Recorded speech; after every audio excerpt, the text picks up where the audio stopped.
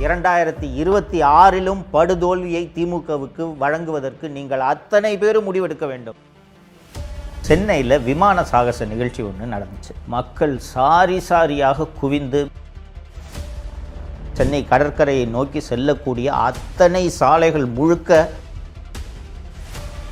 இந்த விஐபி கேலரியில் முதல்வர், மனைவி, மகன், மருமகள் மூச்சு திணறல் காரணமாக கார்த்திகேயன், ஜான், ஸ்ரீனிவாசன், தினேஷ்குமார், மணி ஆகிய 5 பேர் மக்கள் தண்டிப்பார்கள் என்ற அச்சம் திமுக குடும்பத்திற்கோ இல்லை என்பதுதான். திமுக என்பது மீண்டும் மீண்டும் சொல்கிறேன், அது ஒரு தீய சக்தி. வணக்கம் தமிழ் பெருங்குடி மக்களே. ஒரு ஆட்சியில் தவறுகளே நடக்காதுன்னு கேட்டால் எல்லா ஆட்சியிலையும் தவறுகள் நடக்கும். ஆனால் தவறு என்பது இயல்பு, வேண்டுமென்றே செய்யக்கூடியதல்ல. தவறு என்பது இயல்பு. ஆனால் அந்த தவறு நடந்த பிறகு அந்த ஆட்சியாளர்கள் அந்த தவறை சரி செய்வதற்கு என்னென்ன நடவடிக்கைகளை எடுக்கிறார்கள், அந்த தவறு மீண்டும் இதுபோல் நிகழாமல் இருப்பதற்கு என்னென்ன தற்காப்பு நடவடிக்கைகளை எடுக்கிறார்கள், அந்த தவறுக்கு காரணமானவர்கள் மீது என்ன நடவடிக்கையை எடுக்கிறார்கள் என்பதையெல்லாம் பொறுத்து தான் ஒருவர் நல்லாட்சி நடத்துகிறாரா, ஒரு மன்னன் நன்றாக ஆட்சி செய்கிறானா என்பதை நாம் கணிக்க முடியும். ஒரு மன்னன் எப்படி ஆட்சி செய்ய வேண்டும், ஒரு மன்னனுக்கான இலக்கணம் என்ன, அவன் எப்படிப்பட்ட ஆட்சியை கொடுப்பவனாக இருந்தால் அவன் நல்ல மன்னன் என்று அறியப்படுவான் என்று சிலப்பதிகாரம் முதல் கிரேக்க இலக்கியம் வரை, மாக்கியவெல்லி முதல் பல்வேறு நூல்கள் அறிவுரைகளை சொல்லியிருக்கின்றன. நம்ம தமிழக முதல்வர் திரு மு.க. ஸ்டாலின் அவர்களை பொம்மை முதல்வர் என்று தொடர்ந்து எல்லோரும் விமர்சனம் செய்து கொண்டிருக்கிறார்கள். ஏன் பொம்மை முதல்வர் என்று விமர்சனம் செய்கிறார்கள் என்பதற்கு பல்வேறு உதாரணங்களை சொல்ல முடியும். ஆனால் இன்றைக்கி ஒரே ஒரு உதாரணத்தை எடுத்துக்கிறது சரியாக இருக்கும்ட்டு நான் நினைக்கிறேன். தோழர்களே, 7 அக்டோபர் 2024 அன்று சென்னையில் விமான சாகச நிகழ்ச்சி ஒன்று நடந்துச்சு. இந்த விமான சாகச நிகழ்ச்சி என்பது இந்திய விமானப்படை கடற்கரையில் பல்வேறு விமானங்களை வானில் பறக்க விட்டு பொதுமக்கள் அந்த விமானங்களை பார்த்து மகிழக்கூடிய வகையில் அவ்வப்போது இந்தியாவின் முக்கிய நகரங்களில் இது போன்ற நிகழ்ச்சிகளை நடத்துவது வழக்கம். இது போன்ற ஒரு நிகழ்ச்சி தான் 7 அக்டோபர் 2024 அன்று நடைபெற்றது. அது ஒரு விடுமுறை நாள். இது போன்ற சாகச நிகழ்ச்சி, குறிப்பாக விமான சாகச நிகழ்ச்சி மாதந்தோறுமோ 6 மாதத்துக்கு ஒரு முறையோ வருடத்திற்கு ஒரு முறையோ நடப்பது கிடையாது. கிட்டத்தட்ட 15-20 வருஷத்துக்கு ஒரு முறை தான் இது நடக்கும். கடைசியாக 6 செப்டம்பர் 2003 ஆண்டு தான் இந்த விமான சாகச நிகழ்ச்சி நடைபெற்றது. சரிங்களா? 7 அக்டோபர் 2024 அன்று சென்னையில் நடந்த இந்த விமான சாகச நிகழ்ச்சி எப்படி நடைபெற்றது என்றதை பார்க்கலாம். விஐபி கேலரி, முதலமைச்சர் உட்காருவார் இல்லையா, அங்கே விஐபி கேலரி போட்டுட்டாங்க. இந்த விஐபி கேலரியில் முதல்வர், மனைவி, மகன், மருமகள், இந்த பக்கம் ஐஜி செந்தில்வேலன், பின்னாடி கமிஷனர் அருண், டிஜிபி அத்தனை பேரும் உட்கார்ந்துருக்காங்க. இப்போ இவர் முக்கியமாக விட்டேனே தீப்பொறி தினேஷ், முதல்வரோட பிஏ, நிழல் முதல்வர், அவர் எல்லாம் உட்காந்துக்கிட்டு விமானப்படை அதிகாரிகள், காவல்துறை மூத்த அதிகாரிகள் இவங்கெல்லாம் உட்காந்துக்கிட்டு பைனாக்குலரை வச்சு எல்லாம் பார்த்து ரசிச்சுட்டு இருக்காங்க. கடற்கரையில் இது நடக்கிறது. தோழர்களே, இது போன்ற நிகழ்ச்சி நடக்கும்போது அரசு இயந்திரம் எப்படி செயல்படுகிறதுன்றதை நீங்கள் புரிஞ்சுக்கணும். First air force and Tamil Nadu government கூட ஒரு லைசன் மீட்டிங் நடக்கும். இந்த லைசன் மீட்டிங்கில் தீயணைப்புத்துறை, காவல்துறை, சுகாதாரத்துறை, இது போன்ற முக்கியமான துறைகளை சேர்ந்த அதிகாரிகள் கலந்து ஆலோசிப்பார்கள். எவ்வளவு க்ரௌடு வரும், எவ்வளவு கூட்டத்தை நம்ம எதிர்பார்க்கலாம், அண்டு போலீஸ் டிபார்ட்மெண்ட், டிராஃபிக்கை மேனேஜ் பண்ணக்கூடிய போலீஸ் டிபார்ட்மெண்ட் எந்தெந்த ரூட்லேருந்து க்ரௌடு வரும், அண்டு மெட்ராஸில் எவ்வளவு 2 வீலர்ஸ் இருக்குது, எவ்வளவு 4 வீலர்ஸ் இருக்குது, கார்ஸ் இருக்குது அப்படின்றதெல்லாம் ஓரளவுக்கு எண்ணிக்கை, புள்ளி விவரங்கள் போக்குவரத்து துறையிடமும் காவல்துறையிடமும் இருக்கிறது. இது போக பொது போக்குவரத்து மூலமாக எவ்வளோ பேர் வருவார்கள், அன்றைக்கி கூடுதலாக பஸ்ஸு விடணுமா, பஸ்ஸு வந்தால் பஸ்ஸை எங்கே நிப்பாட்டுறது, காரில் வர்றவங்கள எங்கே காரை பார்க் பண்ண வைக்கிறது, இது போக ரயில்வேயோடு பேசி கூடுதலாக மெட்ரோ ரயிலை இயக்க வேண்டும், கூடுதலாக மின்சார ரயிலை இயக்க வேண்டும். வழக்கமாக இயக்கக்கூடிய மின்சார ரயில்களை வந்து ஞாயிற்றுக்கிழமை போல் விடுமுறை நாட்களில் குறைச்சிருவாங்க. என்ன காரணம்னா அன்றைக்கி கூட்டம் இருக்காது, ஆஃபீஸ் போகிறவங்க இருக்க மாட்டாங்கன்றதுனால அன்றைக்கி கூட்டம் இருக்காது. தோழர்களே, இந்த நிகழ்ச்சியை காண வேண்டும் என்பதற்காக மின்சார ரயில் மூலமாக வர வேண்டும் என்று மக்கள் சாரி சாரியாக குவிந்து கூடுதல் மின்சார ரயில் விடாத காரணத்தால் ரயில் நிலையங்களில் கூட்டம் நிரம்பி வழிந்தது. காரு, பைக்கு எப்படியாவது போகலான்னு சொல்லிட்டு மக்கள் அத்தனை பேரும் கடற்கரையை நோக்கி படையெடுத்தனர். அன்னைக்குன்னு பாருங்கள், அது அக்டோபர் மாதமாக இருந்தாலும் அன்றைய தினம் கடுமையான வெப்பம். பெரிய வெயில் இல்லை, ஆனால் வெப்பம், புழுக்கம், தாகம். ஆங்காங்கே குடிதண்ணீர் வசதியை ஏற்படுத்த வேண்டியது ஒரு அரசின் கடமையா இல்லையா? மருத்துவ முகாம்களை ஏற்படுத்தி வைப்பது அரசின் கடமையா இல்லையா?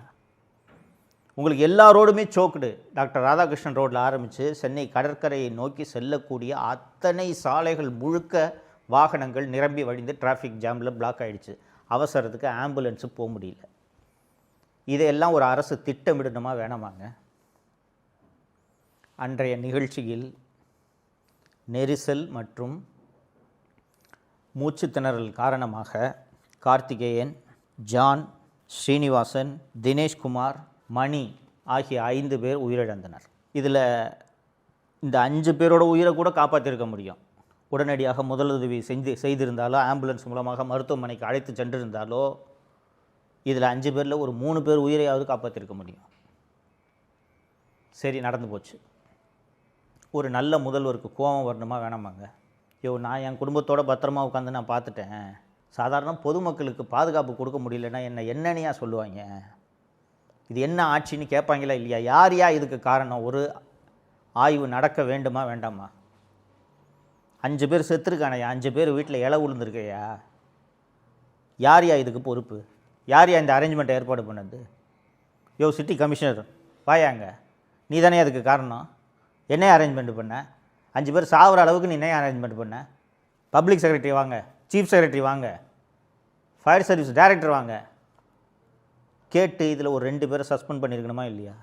ஒரு 2 அதிகாரிகளை, இதற்கு காரணமாக இருந்த 2 அதிகாரிகளை பணி இடைநீக்கம் செய்திருந்தால் அந்த அதிகாரிகளுக்கு தானாக அச்சம் வந்திருக்குமா வந்திருக்காதா?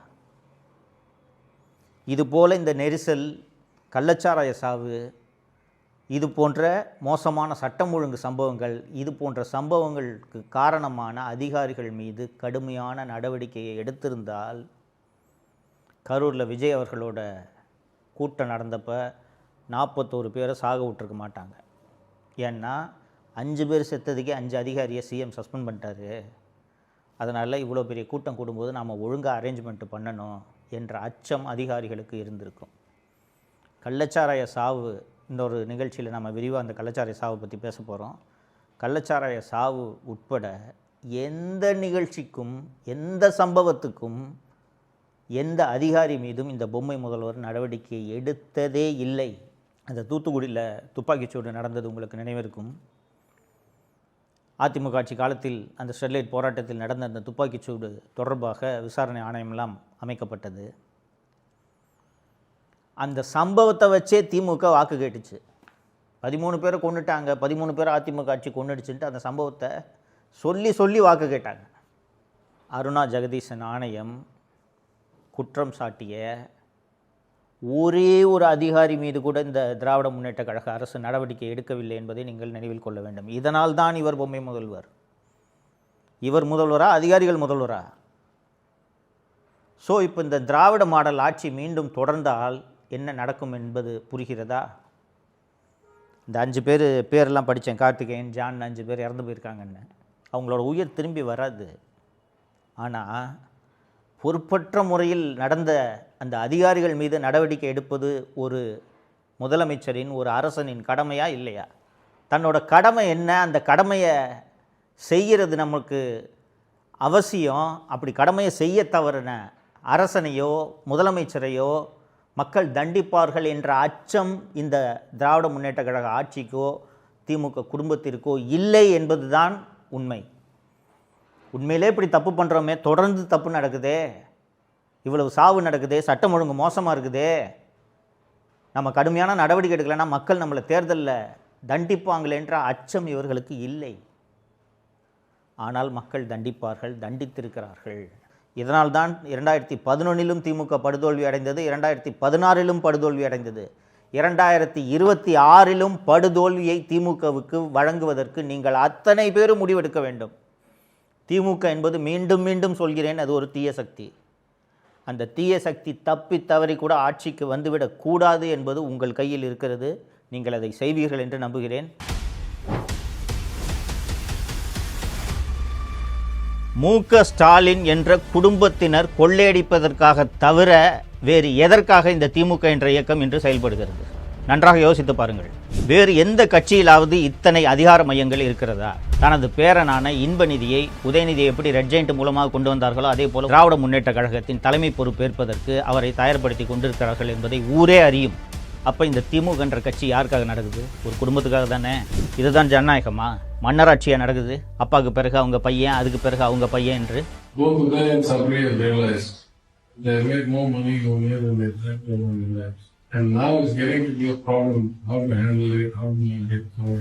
முதல் ஒரு வருடத்திலேயே மாப்பிள்ளை ஒரு 30,000 கோடி, மகன் ஒரு 30,000 கோடி சம்பாதித்து விட்டார்கள் என்று அந்த ஆடியோவில் தெளிவாக திரு தியாகராஜன் குறிப்பிட்டிருந்தார். அதன் காரணமாக அவரது நிதியமைச்சர் பதவியையும் அவர் இழந்தார். தமிழ் பெருங்குடி மக்கள் அத்தனை பேருக்கும் வணக்கம். இந்த 2026 சட்டப்பேரவை தேர்தல் என்றது எவ்வளோ முக்கியமான ஒரு தேர்தல்ன்றது நம்ம அத்தனை பேருக்குமே தெரியும். நமது தமிழகத்தின் எதிர்காலத்தை தீர்மானிக்கப் போகிற தேர்தல் அப்படின்றதுனால பல்வேறு விஷயங்களை உங்களுக்கு நினைவுபடுத்த வேண்டிய ஒரு கடமைக்கு நான் ஆட்பட்டுள்ளேன். மக்களே, வழக்கமான தேர்தல் போல இந்த தேர்தலை எடுத்துக்கொள்ளாதீர்கள். தமிழகத்தை அடிமை தலையிலிருந்து, ஒரு குடும்பத்தின் ஆதிக்கத்திலிருந்து காப்பாற்ற வேண்டிய நெருக்கடியில் நடக்கக்கூடிய தேர்தல் தான் இந்த 2026 தேர்தல் என்பதை நீங்கள் மறந்துவிடக்கூடாது. மக்களே, திமுக ஆட்சி 2021 நடந்துக்கிட்டு இருக்கிறது பற்றி நீங்கள் தொடர்ந்து எல்லாருமே பார்த்துக்கிட்டு இருக்கீங்க, அனுபவிச்சுக்கிட்டு இருக்கீங்க. ஆனால் மீண்டும் இந்த ஆட்சி தொடர வேண்டுமா வேண்டாமா என்பதற்கான தேர்தல் தான் 2026 சட்டப்பேரவை தேர்தல். எந்த கட்சி ஆட்சிக்கு வர வேண்டும் என்பதை விட திமுக ஆட்சிக்கு வரக்கூடாது என்பதை உறுதி செய்ய வேண்டிய தேர்தலாக இந்த தேர்தல் இருப்பதனால்தான் சில விஷயங்களை நாம் தொடர்ந்து விவாதிக்க வேண்டியதாக இருக்கிறது.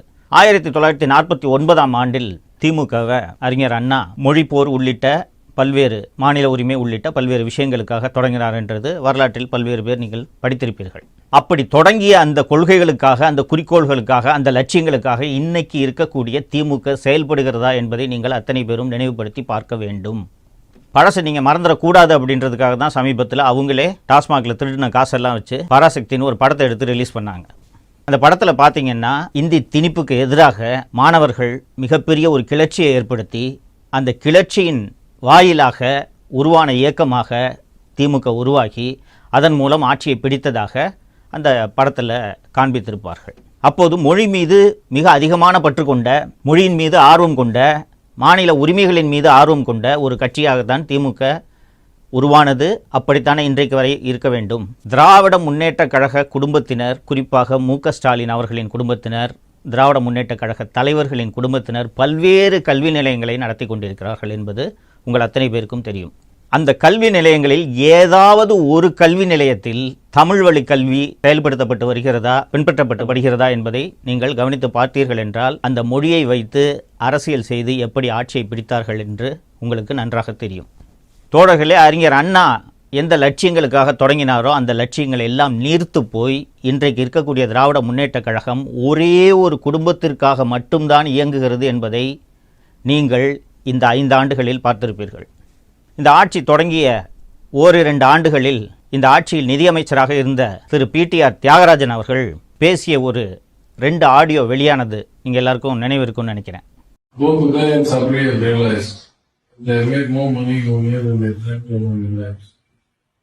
And now it's getting to be a problem, how to handle it, how to make it, how to make it clear. And what we make it in 10-50%. So we will pay it back to because of one. I mean, look at the about being prosecution. முதல் ஒரு வருடத்திலேயே மாப்பிள்ளை ஒரு 30,000 கோடி, மகன் ஒரு 30,000 கோடி சம்பாதித்து விட்டார்கள் என்று அந்த ஆடியோவில் தெளிவாக திரு தியாகராஜன் குறிப்பிட்டிருந்தார். அதன் காரணமாக அவரது நிதியமைச்சர் பதவியையும் அவர் இழந்தார்.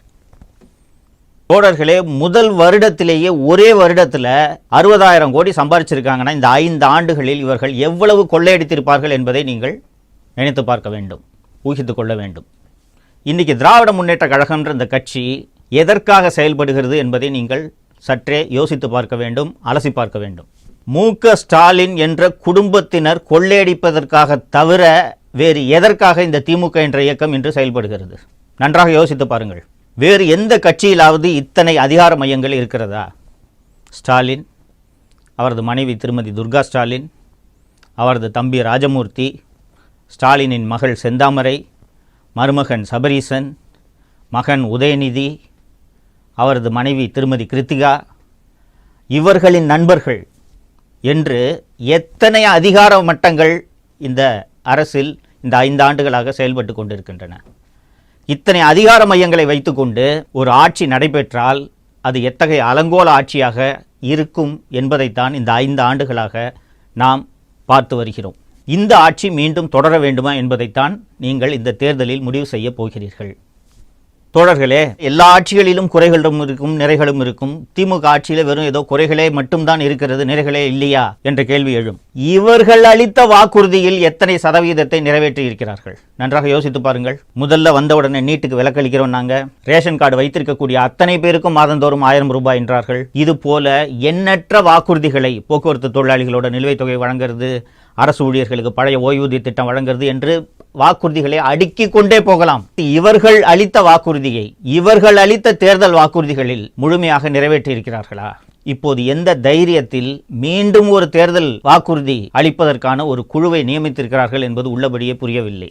எதிர்க்கட்சி தலைவர் திரு எடப்பாடி பழனிசாமி அவர்கள் பல்வேறு மேடைகளில் அடிக்கடி குறிப்பிடுவார், நீங்கள் இதை பார்த்திருப்பீர்கள். நான் ஒரு சாதாரண கிளைக்கழக செயலாளர், இன்னைக்கு அதிமுக என்ற ஒரு மாபெரும் இயக்கத்தோட பொதுச் செயலாளராக என்னால் வர முடியுது, திமுகவில் யாராவது வர முடியுமா இது போல என்று ஒரு கேள்வி எழுப்பியிருக்கிறார். நன்றாக யோசித்து பாருங்கள். யாராலாவது இது போல அந்த கட்சியின் தலைவராக இன்று வர முடியுமா? உதயநிதிக்கு என்ன வயசாகுதுங்க? லாயலா காலேஜ் முடிச்சுட்டு ஒரு பிஸ்னஸை ஸ்டார்ட் பண்ணுறாரு. 2007 ரெட் ஜெயிண்ட் என்ற ஒரு திரைப்பட நிறுவனத்தை தொடங்குறாரு. இதை தாண்டி இந்த சமூகத்துக்கு உதயநிதி அவர்களின் பங்களிப்பு என்ன? எடுத்த உடனே 2021 எம்எல்ஏ ஆக்குறாங்க. கொஞ்ச நாளில் அமைச்சரான உடனே மூத்த அமைச்சர்களுக்கெல்லாம் மேலே கேபினெட்டில் அவரோட ரேங்க்கு. அதுவும் போதாதென்று துணை முதலமைச்சர், தங்கை மக்களவை எம்பி மட்டுமல்லாமல் மக்களவையின் திமுக கட்சியின் தலைவர், மருமகன் ஒரு மிகப்பெரிய அதிகார மையம், மனைவி, மகன், மகள் என்று அத்தனை பேரும் அதிகார மையம். இதெல்லாம் போதாதென்று தனது பேரனான இன்பநிதியை, உதயநிதியை எப்படி ரெட் ஜெயிண்ட் மூலமாக கொண்டு வந்தார்களோ அதே போல திராவிட முன்னேற்ற கழகத்தின் தலைமை பொறுப்பேற்பதற்கு அவரை தயார்படுத்தி கொண்டிருக்கிறார்கள் என்பதை ஊரே அறியும். அப்போ இந்த திமுக என்ற கட்சி யாருக்காக நடக்குது? ஒரு குடும்பத்துக்காக தானே. அந்த குடும்பம் மீண்டும் மீண்டும் கொள்ளையடிப்பதை, அந்த கொள்ளையடிப்பதை நாம சொல்லல, அவங்க கட்சியோட அமைச்சரே தெளிவாக பேசியிருக்கிறார் என்பதை நாம் பார்த்திருக்கிறோம். ஸோ திமுக என்ற அந்த குடும்பம், மு.க. ஸ்டாலினின் குடும்பம், ஒரு குடும்பம் மீண்டும் தமிழகத்தை கொள்ளையடிப்பதற்காக இந்த தேர்தலில் திமுகவுக்கு வாக்களிக்க வேண்டுமா என்பதை நீங்கள் அத்தனை பேரும் நன்றாக சிந்தித்து பார்க்க வேண்டும். இதுதான் ஜனநாயகமா? மன்னராட்சியாக நடக்குது. அப்பாவுக்கு பிறகு அவங்க பையன், அதுக்கு பிறகு அவங்க பையன் என்று. இப்போது மீண்டும் திராவிட முன்னேற்ற கழக ஆட்சி அமைந்தால் வேறு யாராவது ஒரு மூத்த தலைவர் முதல்வர் பொறுப்பை ஏற்க முடியுமா? அல்லது திமுக தலைவர் பொறுப்பை ஏற்க முடியுமா? யோசித்து பாருங்கள். அப்போ திருப்பி இந்த குடும்பம் தானே கொள்ளையடிக்க போகுது. அப்படி இந்த குடும்பம் கொள்ளையடிக்கிறதுக்காக நீங்கள் மீண்டும் உதயசூரியனுக்கு வாக்களிக்க வேண்டுமா என்பதை நன்றாக யோசித்து பாருங்கள். நீங்கள் அளிக்கக்கூடிய வாக்கு திமுக மற்றும் திமுக கூட்டணி கட்சிகளை வீழ்த்துவதாக இருக்க வேண்டும்.